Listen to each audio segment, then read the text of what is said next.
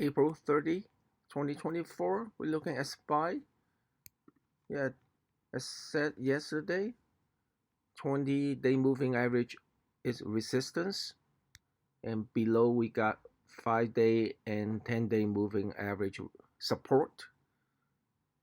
Yeah, and if you look at 30-minute chart on the right, I had this channel, upward channel for a few days. Now it just hit exactly at the bottom of the channel. This trend line here, it stopped right there. Resistance, just amazing. As said yesterday, there's a small channel here, right here. I said tapering looks slightly bearish.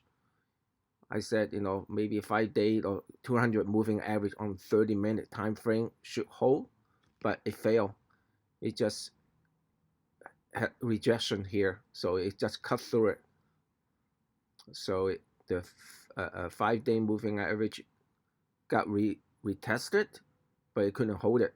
So cut through it until it hit here, and then stop. So it still worked, this channel. So what's gonna happen tomorrow? And let's look at it. Two things. I think tomorrow should have a small bounce. Since look at SPY 5-minute chart now. Since now 5-minute chart is quite significant. It's right trading below 200 moving average on 5-minute. Usually it will stay below 200 moving average on the time 5-minute, below 200 moving average for a few days. Once cross and close below 200 moving average, it will stay below for a few days before reverse to uptrend. So now it's the downtrend now, for sure. Okay. However, if you look at daily chart, another strategy I usually use, a 3-bar rule. That means today's bar close must be below 3 bars ago. So 1, 2, 3, not yet. Maybe one more bar tomorrow. If tomorrow continues to fall, then we got 3-bar rule here. Once break here, once break below 497, that means it will hit the magenta line, 492, right, this level. So FOMC again tomorrow, so it's a big day. So probably in the morning, it should have a bounce in the morning. Wait till FOMC meeting release at 2 p.m. right? Release the data, and when Fed Powell speaks, that's the time the market will have a big move. So in the morning it should be quiet. You should have a slight bounce. I'm kind of expecting since it hit the trend line here, the channel, so it might bounce here, right here, and then retest the 5-day moving average, 505. This is a 5-day moving magenta. 505 is a 5-day moving average here. Okay, 10-day moving average is a 502, 503. I'm sorry, 503. The green trend line, the magenta trend line is 505. So I'm hoping it will have a bounce, right here. So it hit right here somewhere.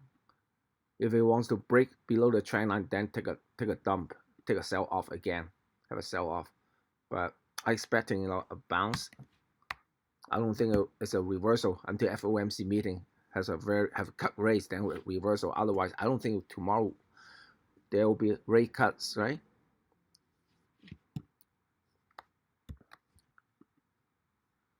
So look at 5-minute. It's already below 200 moving average. This is bearish. So let's look at 1 minute, 2 minute. So for 1 minute, 2 minute, for 1 minute and 2 minute, not exactly, the 50, not exactly cross above 200.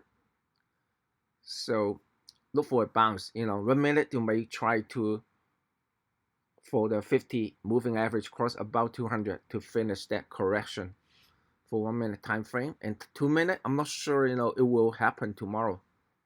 Okay, so it'll be interesting to see. I think I said it before, for 2 minute time frame, 50 cross either up or below 200 moving average, usually about 85% chance, right? So today is one of 15% chance, it won't happen. So watch out, it might not happen, 50 might not cross 200, so be careful. It might continue to sell off. This is another classic example here for the triangle pennant. I drew a triangle and pennant. Usually once we see a falling wedge, either break up or break down, right? We have a fake, break up and then take a dump. There's a big sell off in the last 10 minutes of the hour. This is something. Sell off before FOMC. I guess, people know something. I don't know. Okay? But anyway, so it's not a good sign. So take a sell off before FOMC. However, two ways for tomorrow. So we got resistance up there, 5-day moving average, which is 505. And 10-day moving average, that's the resistance right here, the two major resistance.